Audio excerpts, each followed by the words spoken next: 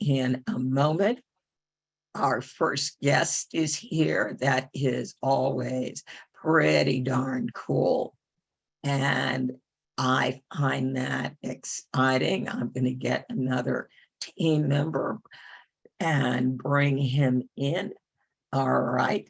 So again, we will be getting started for real in literally about 2 more minutes, and we'll get you all excited about all the upcoming work. Today, we're going to be talking about Florida. We do work in 9 states. So subsequent meetings, we will be talking about the mobilization in other states. So stay tuned, stay with us. 2022 is going to be a great election. And with that, I am going to go and get my presentation ready to go. All right, here we are. And then we'll bring our first guest up, and this will be good. All right. All right, this is it. This is official. We are off. We are running. And here's our presentation. So this is our update on what's going on in Florida in 2022. There's a lot of names I don't recognize. I am thrilled to meet you via Zoom. My name is Andrea Miller. I'm founding board member and the executive director of Center for Common Ground. We run a number of campaigns. Most people are familiar with our Reclaim Our Vote campaign, and in that campaign is the Vote Your Power campaign. We have our internship program, Students for Justice. We have our Equal Rights Amendment campaign run by board member Katie Hornung, Vote Equality. We will be doing billboards again in 2022, and we have our Democracy Center campaign. Our whole mission of Center for Common Ground is we were founded to educate and empower underrepresented voters who live in voter suppression states. Yes, that's code for the South. And we want them to be able to engage fully in elections and advocate for their right to vote. Together, we can build a democracy that prioritizes the voices of all people, not some. Center for Common Ground is a community of color-led organization. Our board co-chairs are Reverend Rodney Sadler and Dr. Gabriela Lemus. We also have Deepak Puri, co-founder of the DEM Labs, who does a lot of development work for us. We invent a number of the tools we use in our work. And there's me. We could not do this work without the help of so many of our national partners. And because we do our work as a nonpartisan 501c3, we are partnered with a number of faith organizations, the Religious Action Center on Reform Judaism, the Unitarian Universalist, or the You Youth Vote campaign, the United Church of Christ, the Workers' Circle, American Ethical Union. I am a member of the Faithful Democracy Coalition. We are also partnered with Movement Labs and Black Voters Matter. And hopefully I will have Cliff on one of our subsequent calls. In 2022, our plans are to reach out to 13 million BIPOC voters. We are expanding into Florida. That is happening now. We hope to be able to send 3.5 million postcards to voters in 2022. That will be for the primary and the general. We are almost at the halfway mark. Nancy will give you more information on that. We want to be able to make 2.5 million phone calls and send 7 million text messages. So my team will be dropping a link in the chat. If you wish to volunteer with us, you'll be able to sign up and let us know what it is that you wanted to. Some of you may have seen an article in the New York Times that was very, very, very unflattering about postcards. In many ways, it was a ridiculous article where they started talking about one type of postcards that go to frequent voters and donors, asking them to donate more. And they suddenly arrived at, oh, postcards don't work. Well, we're here to tell you they work for us. And we have a very interesting graphic where we track some of our postcard successes from 2019, which is the very first time we ever did postcards, to 2021. Postcards are successful if you have a targeted audience, you know your audience. If the card visual is pleasing and inspiring, and if you have the right message to the people you are reaching out to. So in Onslow, North Carolina, we sent 309 postcards to voters who had been dropped from the voter rolls. In Onslow County, they averaged 3 people normally registered per month. After our postcards, 79 people, or 26% of the people we sent postcards to, re-registered. In Georgia in 2020. And again, we're looking overall at the state. We sent 143,000 postcards to voters who had been dropped from the rolls. I know that is a big jump from 309. 3.3% of them registered to vote. And then last year in Petersburg, Virginia, we were the only organization operating there. We sent 6,345 Black voters a postcard. These were voters where we had no phone number and no other way to reach them other than sending them a postcard. 2,736 of them voted. So that was 43% turnout with one touch from a postcard.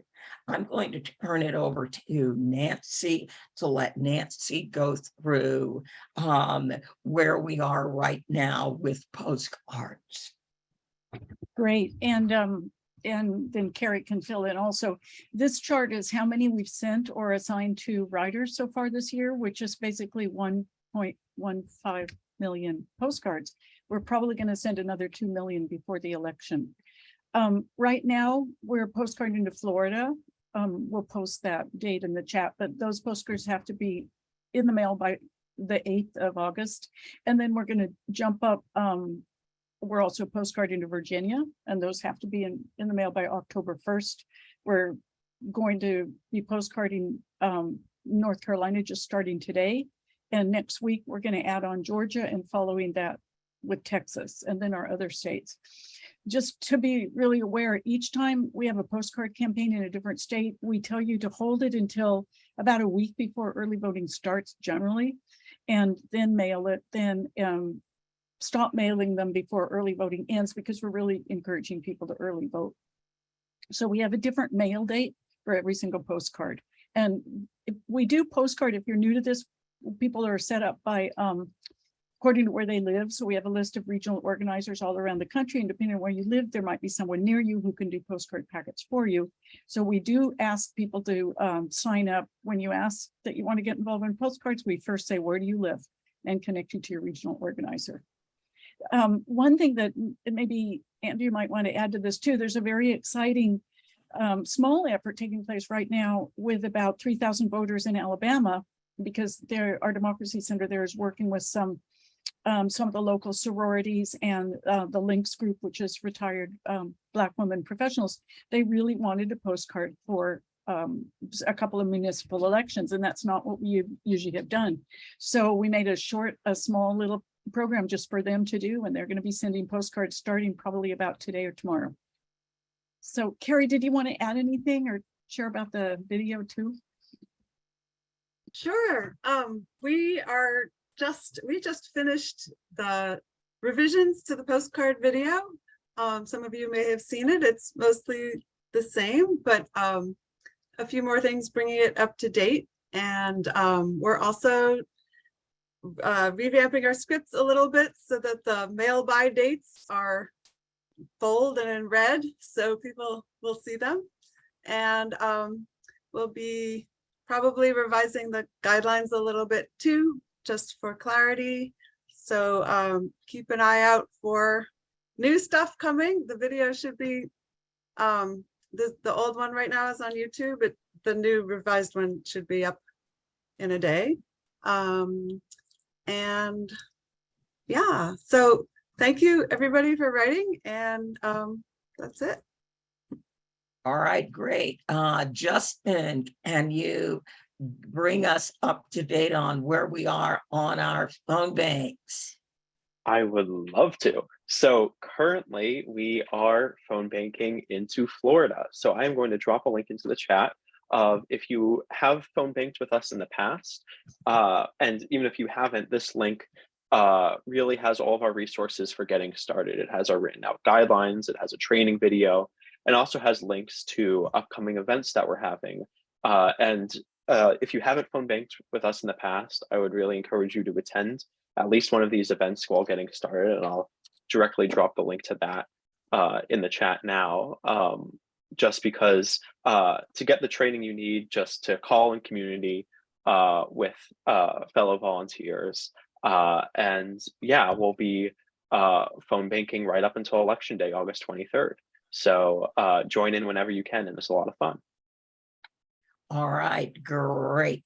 And we are going to be starting texting in Florida. It's going to be a very, very, very, very small initial run for the primaries on Monday. So there will be an email to everybody that's signed up to text with us. I will schedule a training, and we will, as I said, we are in full mobilization mode for Florida. I want to bring up our guest, Eric. Eric is with Rideshare to Vote, and they are going to be providing rides to the polls in a number of states. So, Eric, thank you for joining us. The floor is yours. And thank you for the introduction, Andrea. And hello, everyone. My name is Eric Tangarife, and I am the lead organizer of Rideshare to Vote Aware. I have just a short presentation to kind of assist me as I go through my spiel, but it'll be quick. So pretty much we are an organization that provides nonpartisan, free round trips to the polls. We are in about 10 different states. I'll be talking about mostly our goals for Florida. But I'll be dropping exactly all the number of states we're in at the end of my spiel here. But pretty much, yeah, we provide free round trips to the polls. We have like an Uber style app that we provide all of our drivers, and it kind of helps us, like, you know, it's kind of helped. I've seen many other groups also provide free round trips, and they mostly go off of like Google Forms. They usually spend like a few weeks before the election trying to like pin up a driver with a rider, like a limo service. And I see like we've seen like a lot of time get wasted, that their energy should be much more used to getting to other outreach efforts. And we completely streamlined our dispatch service. We were able to receive and coordinate hundreds of rides out once in real time. We've completely got rid of that headache of manually setting up each individual ride. So pretty much all of our drivers are trained on each state's election law. So if our voters run into any problems at the polls, our driver is able to walk in with our voter and assist them any way that they need. And we also rent out, depending on the domain in the area, we'll rent out wheelchair accessible vans, and we'll provide rides to voters in our disability communities. So here's just a few number of ways you can request a free round trip to vote. We have a toll-free number you could call. You have a form you could fill out online, and there's a QR code right there. And we have an app that you can download from your smartphone store. You can just set up a the app. You can just download the app and you request a ride on there. But these are all the different ways you can request a ride to the polls. And these rides are, even though they are bread and butter, it's just a very small part of what we do in general. We provide an entire Get Out and Vote program to low turnout voters, and we tie in these free rides to try and convince them to get out and go make a difference at the polls. We run year round in all the states we operate in, and we focus on all the elections, not just the big ones that happen every so often. We run municipal elections, congressional elections, presidential elections, school board elections. And yeah, we also do phone banking, canvassing, a lot of event planning to make contacts with our communities. And yeah, this just touches again about on accessibility rides, and our strategy whenever we do set up an area is to reach out to local organizations that have already made contact with the community on the ground. Since we're still a brand new organization and not many groups have heard about us, we often depend on the credibility of the groups we meet on the ground to kind of help introduce us to their community. Because most of the time, even if a voter doesn't need our service, if they've never heard about us, they are less likely to take us up on a free round trip to go vote. So that's why we really depend on groups such as the Center for Common Ground to help introduce us to all these communities across the country. So pretty much here's our current goals for Florida. This is what we currently expect to do by while the primary starts within the next 2 weeks. We'll be setting up in a few counties in the Tampa Bay area counties like Pinellas, Tampa, of course, Highlands, usually counties surrounding that. We have enough volunteers to set up in the greater Orlando area counties and several areas in North Florida, such as Walton counties and Okaloosa counties. And this is just what we currently have with our volunteer capacity there. We're hoping to set up as many rideshare to vote hubs across the state, but pretty much all it takes to set up is just as volunteer. We just need volunteer drivers. We can provide the training, the coordination, the technology. We give all of our drivers COVID safety supplies, and we do require all of our masks and all of our drivers and passengers wear their mask for the duration of the ride. So if you don't see your area on here, all we need to set up an area is really just those volunteer drivers. We can provide all the rest of the coordination. So I just want to offer the floor any questions. I'll be looking through the chat right now to answer some questions I see so far. But if anyone has any questions, please feel free to ask. All right, Eric, thank you so very, very much. So that is really, really great. Eric, go ahead and stop your screen share, and then I'm going to bring up Carol Rizzolo, our Connecticut organizer, to introduce our very special guest for tonight. Well, thanks. Chev, it's really good to see you again. As always, I met you on my radio on Urban View when you were doing this extraordinary expose of what you were doing as far as Black voters, as Operation Blackout Vote. And I was so impressed, and I'm just delighted to have you here after the many cancellations because the January 6th committee, right? It's like, okay, we're going to have him. No. Okay, we're going to have him. No. It was a great idea. Anyway, a little bit about Chev. He's a proud graduate of Florida A&M University, taught high school chemistry in Broward Public Schools before founding Lead Nation, a top South Florida nonprofit organization committed to youth leadership, development, social entrepreneurship training. His firsthand look at the inequities in education and society at large propelled him to enter public service. And since 2013, he's served in the Florida legislature, championing meaningful bipartisan legislation, including 2 consecutive bills securing dignity for incarcerated women, thankfully, and thank you for that, statewide expansion of a clean syringe exchange program, safety and oversight for athletic coaches, just so much stuff, greater transparency for law enforcement there. But I must confess, I will tell you a couple of things that impressed me the most, just saying. First LGBTQ state senator elected in Florida history, served on Obama's College Promise Task Force, active member of Alpha Phi Alpha fraternity. I know we've got several folks here, I'm pretty sure, who are a part of Alpha Phi Alpha. And one of the things that really impresses me, truly, Chev, is, I mean, you're completing your PhD in educational leadership at Florida Atlantic, but you were recently appointed to the President's Board of Advisors on the HBCUs. I think that last line, just, it's like, okay, this is fabulous stuff. So with that, I will stop reading things and let you please go ahead and talk. I look forward to hearing you, Chev. Thanks for. Thank you so much, Carol. I really appreciate it. To you and Andrea, it was a pleasure to meet you all some months ago, and it's good to see that what we spoke about has finally come to fruition. So I really appreciate it, and I apologize for my tardiness. I'm totally in the middle of a campaign, and so there was a candidates forum that was taking place that took longer than expected, but I'm happy that I was able to make it with you all here today.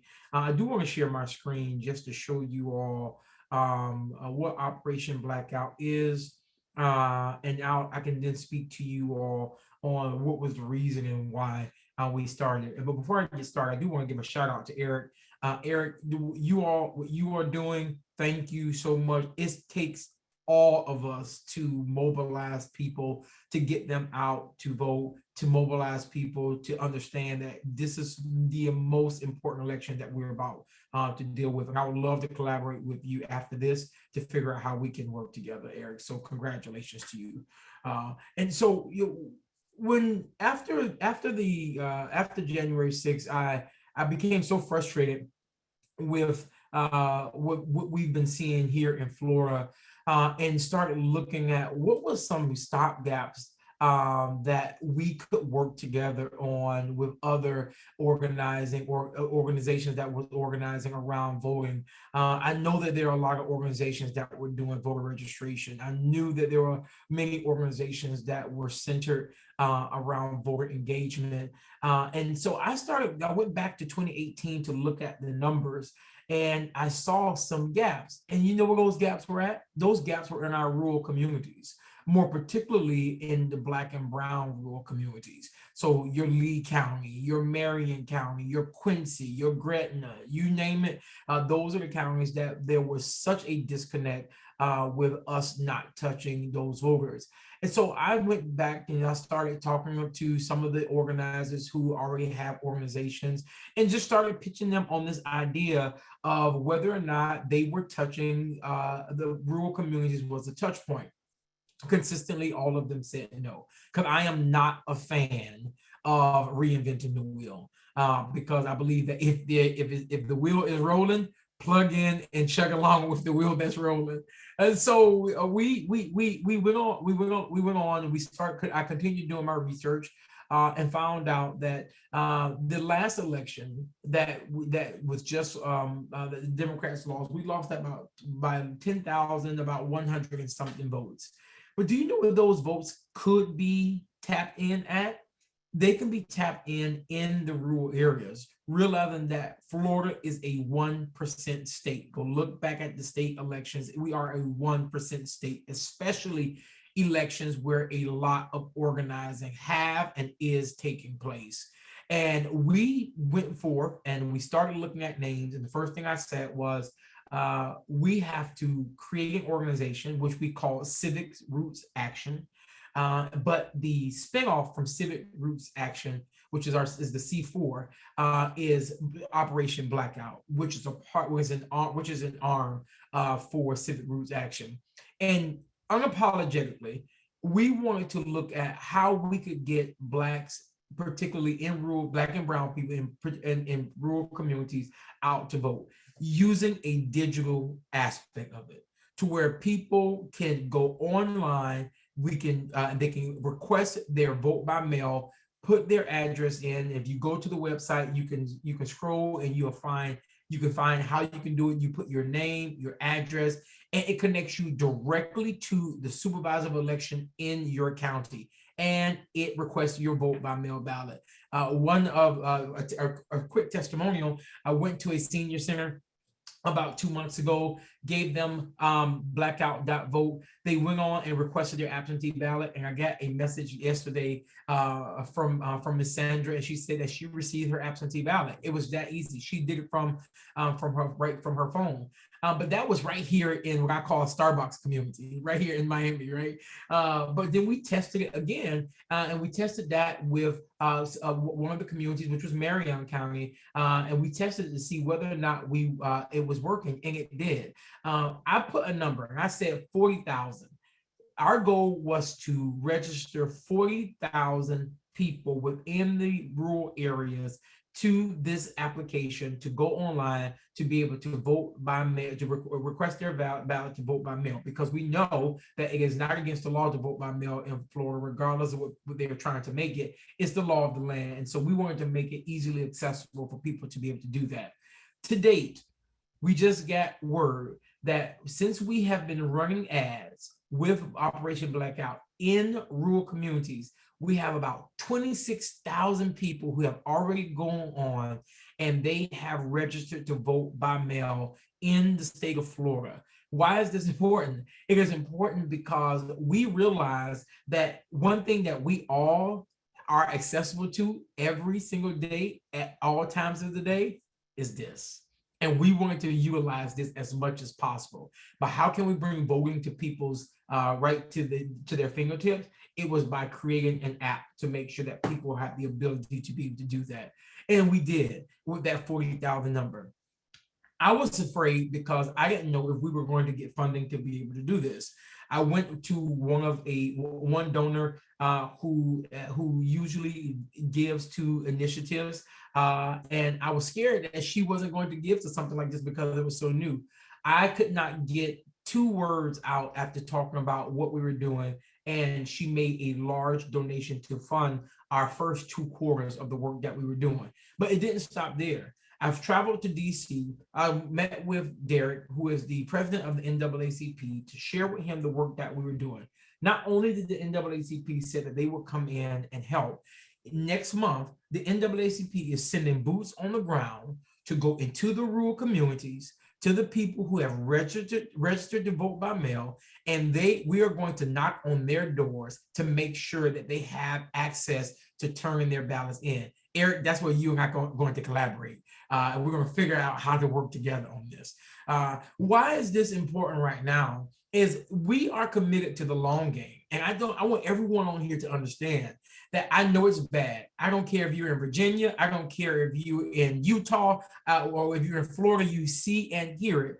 We want to figure out what is the best way to ensure that people know that we are committed to the long game. This is a part of it. We are just an arm of many people who are doing other things that's out there, whether Representative Escamani, whether it's Representative Driscoll, whether it's Dwight Bullitt, who is down in South and Homestead area. Everybody is doing their part. This is just an arm to figure out how people can plug in. We are right now working along with the NAACP, with the Urban League, and with the Black Collective to do a huge, massive Stay Woke, Go Vote initiative throughout the state of Florida, having all the Black elected officials from across the country and activating them in their states, in their counties, to make sure that people within their counties can have access to the app to go online to request their vote by mail ballot. Yeah, this is going to take all of us doing the work on the grounds of what it takes for us, not just to win elections, not just to win seats, but engaging people year round. Because here's the problem I find ourselves that we're doing. We find ourselves engaging people 6, 9, and 10 months before election. That is not fair to the voters. And as a matter of fact, it's actually disingenuous. And that's why we, within Operation Blackout, we created an educational arm that we're going to expand outside of the rural communities to engage communities year round in the voting process, doing just not webinars, doing seminars, making sure people understand who their elected officials are, having engagement opportunities that's outdoors, where people can meet their elected officials and know exactly who they are. We all know the saying that if you know better, you do better. This is to do better. We continue losing. We see that we're sick of losing. And because of that, we have created the method to be able to change that. It's going to take time. We did not create Operation Blackout to change, to say that you're going to see that this worked in 2022, or maybe not even 2024. We know that we got here because of the long game that the other party, because I need to be careful because this is a C4, that the other party that they have moved forward with is almost 20 years of work that they have done. And so we know it's going to take us some time to get out of it, but being committed to the long game. Connecting with groups like Common Ground, connecting with groups like Ride Share to Vote and other organizations, that is how we're going to collectively do it. I'll end with this and I'll open it up for questions, suggestions, or whatever needs to happen. Just last week, I had the opportunity to speak with Stacey Abrams and her people, who have made a commitment that they're going to help us in the work that we are doing. But I'm not going alone. I'm making sure that we bring other organizations along with us, because Florida needs it. We need to make sure that we are doing everything we can, not to engage voters, but we need to do everything that we can to make sure that voters understand that we want you to be a part of this process. It can't happen without them, and we won't do it without the voters. And so I thank you all for this opportunity to be able to just not share with you, but to spend this time with you in this space. And I'm hoping that we can continue to build power together. Thank you again, Carol and Andrea. Thank you. Oh, thank you, Chev. I'm jumping in. I wasn't going to say anything, but absolutely loved what you said. And I'm going to give you a new word, democracy center. You and I, we need to talk. Center for Common Ground, we've got courseware. I'm an instructional designer. I used to write courses for MoveOn.org back in 2007. I have updated and brought all those courses into 2021. And that's exactly what our democracy centers do. They are year-round engagement. All right, I am going to turn it over to Josie. So Josie, I know you've got some questions for our dear senator. I do. Sorry, my screen is really dark. My lights are not the best, but good evening. Thank you so much for being here. I'm really excited. As Andrea said, we also believe that community engagement needs to be year-round, and that is the thing that we all need to prioritize if we want people to show up and vote. As you obviously know, your state senator in Florida, vote by mail, along with other means of getting to the polls, has been made more challenging thanks to anti-voter legislation that is passed in Florida. How has vote by mail in particular changed because of these new laws? And how has Operation Blackout been responding to that? Yeah, so what we did, first of all, thank you, Josie, for that question. So what we have done is we worked around what the vote by mail laws were. And so we have an attorney on our team that actually helped us create what that strategy looked like in working around the current vote by mail laws. Right now, the only difference that we see when it comes to vote by mail is that you can't take multiple people's ballot to the voting booth. And B, if you do, you have to have an affidavit signed. And so we have worked along with like our senior centers. We have partnered with the Democratic Party here down in Miami-Dade County. We partnered with the Democratic Party in, I can't remember the other two counties that Darryl made mention of, just to ensure that people are very clear on the rules and making sure that there is alternatives that have been presented to them. And so we made sure that we're following the law, because listen, if it's been signed into law, so we want to make sure that we're doing everything that's right until the law can be changed. But where there's a will, there is a way, and we found the way.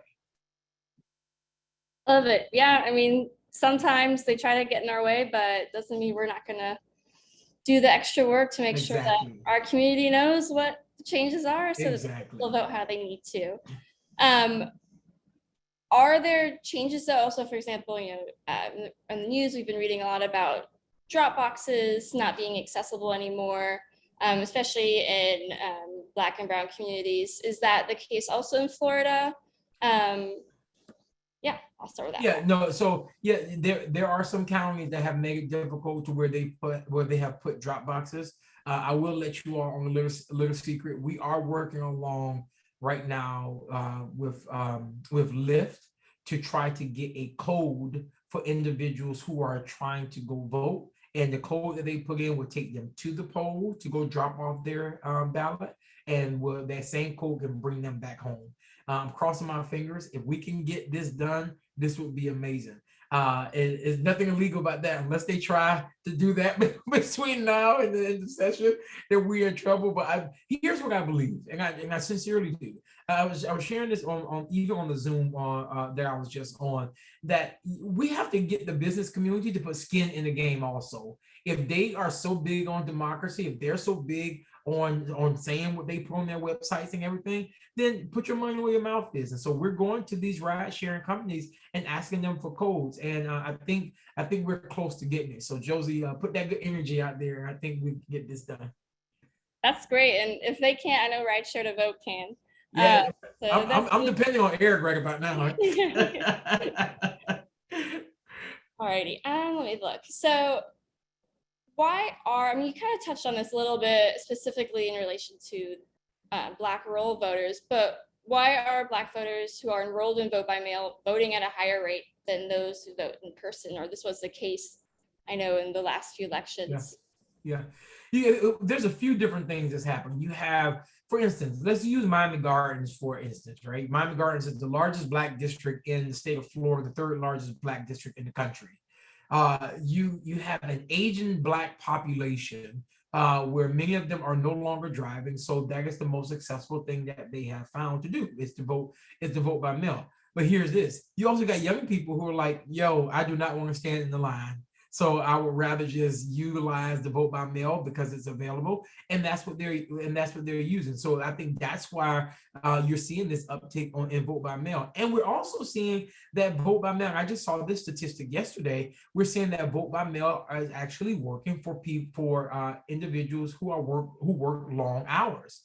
Because they just cannot, and they don't want to stand in line for that amount of time.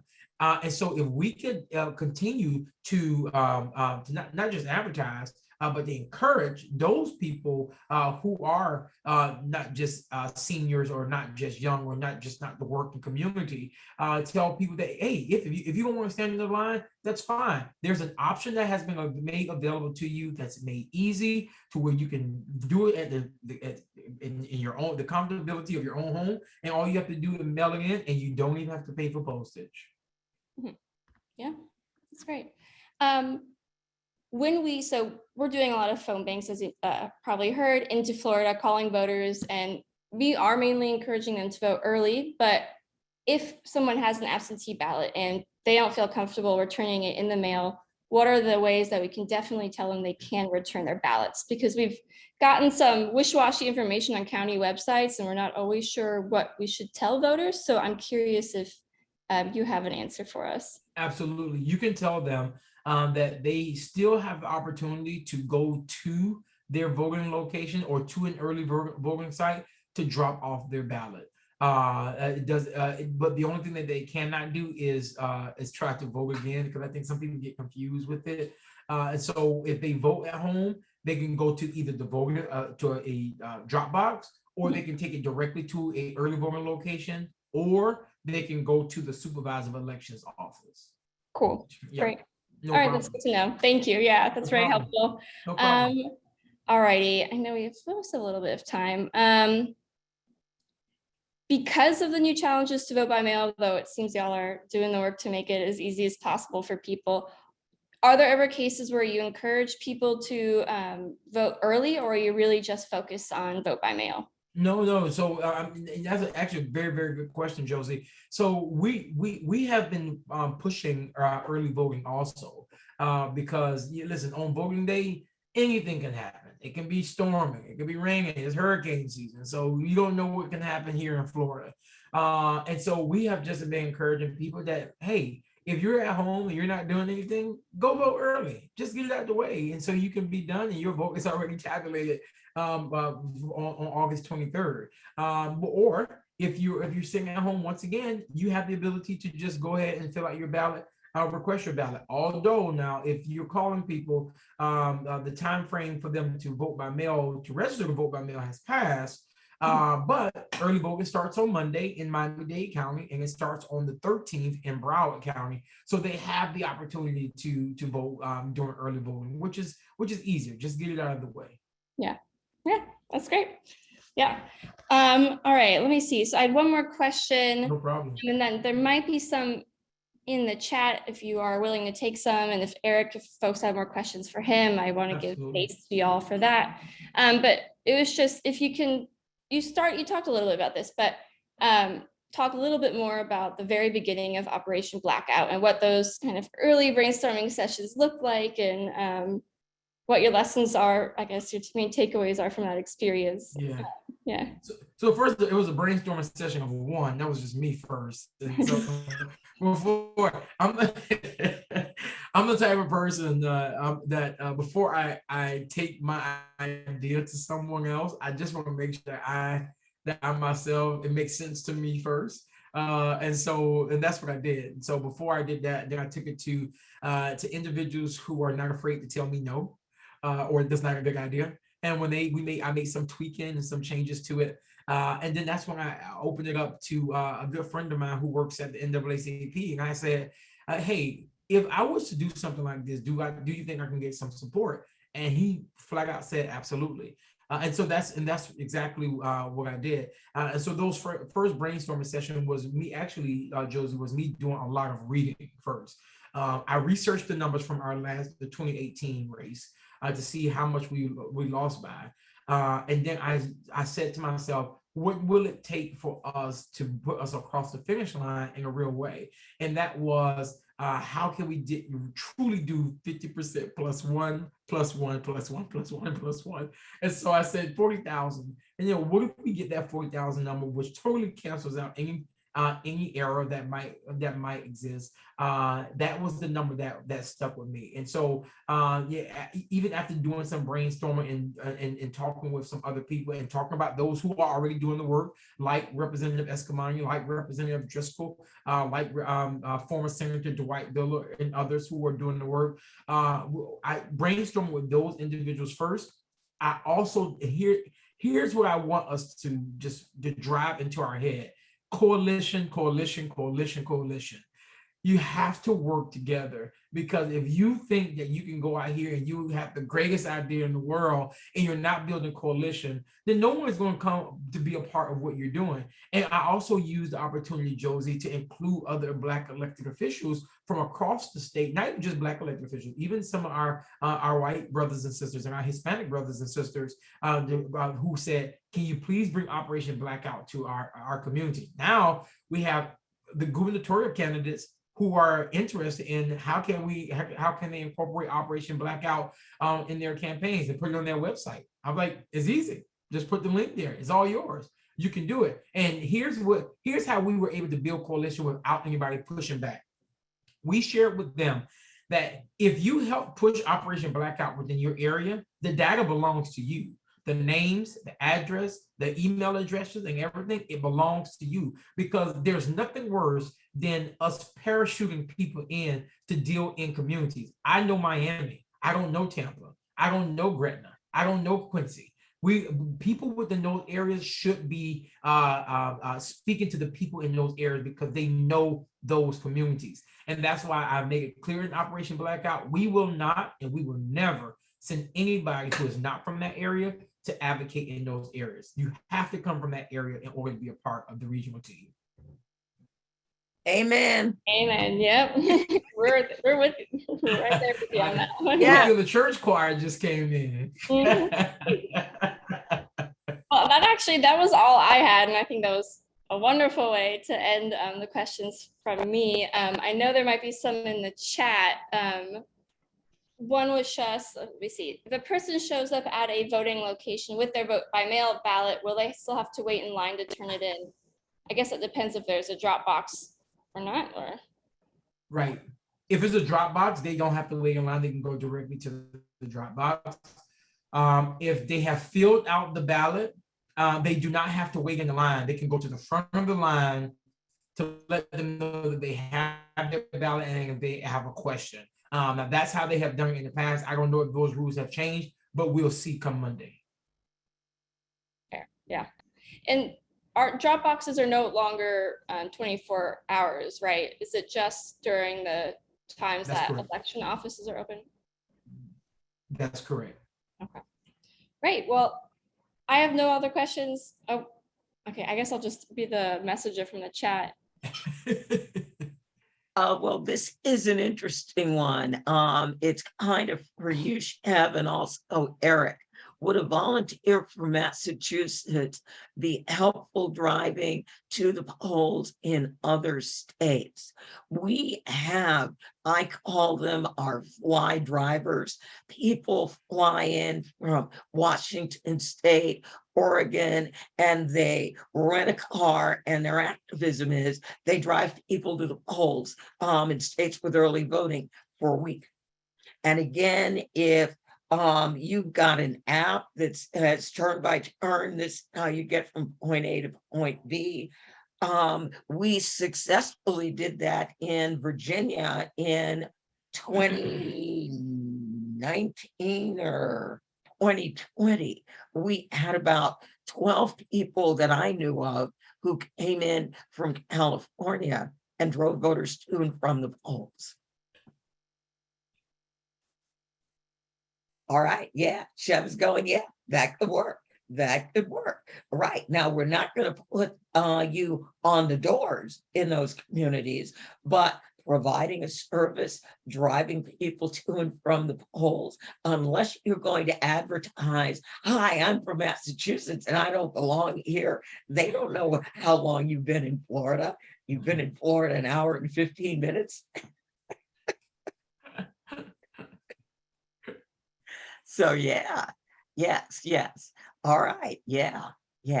And again, Shev, you and I really have to talk. I want to show you some of the things we've been able to put together, the issues that our democracy centers have brought to us in terms of this is a pain point. This is really what's going to fire the community up to vote.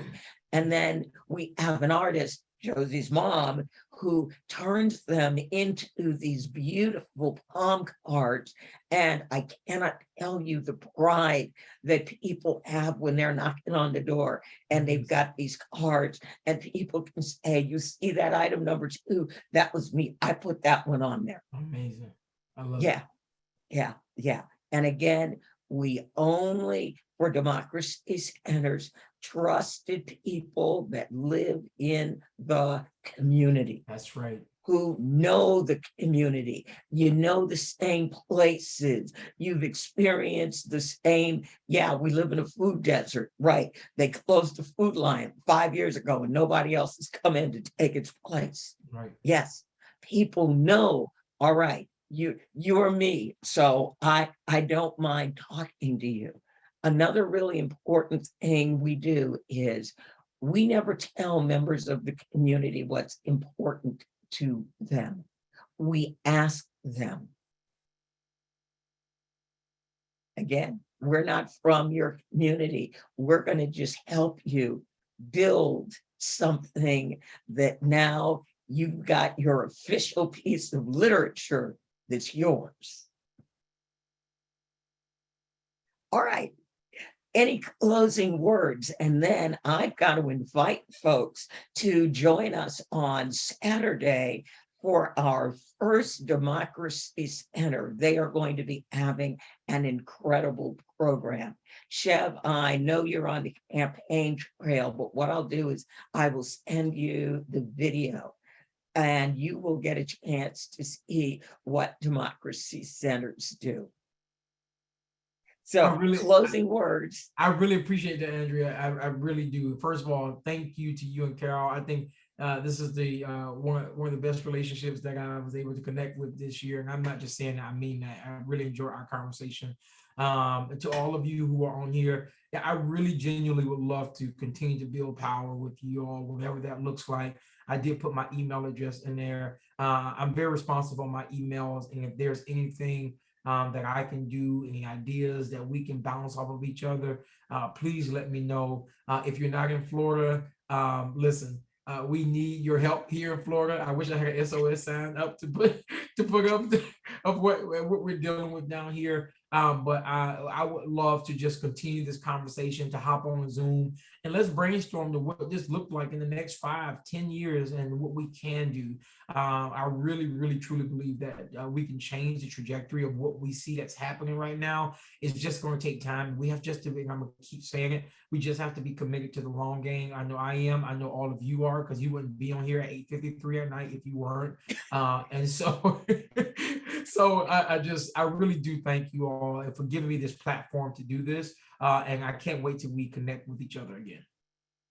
Oh, thank you so very, very much. Thank you. Love it. Love that you came to join us. And yes, and Andrew, I'm sorry, if anyone want to, I'm also on Twitter, I'm on Facebook, and I'm also on Instagram, and all of my handles are Chevron Jones.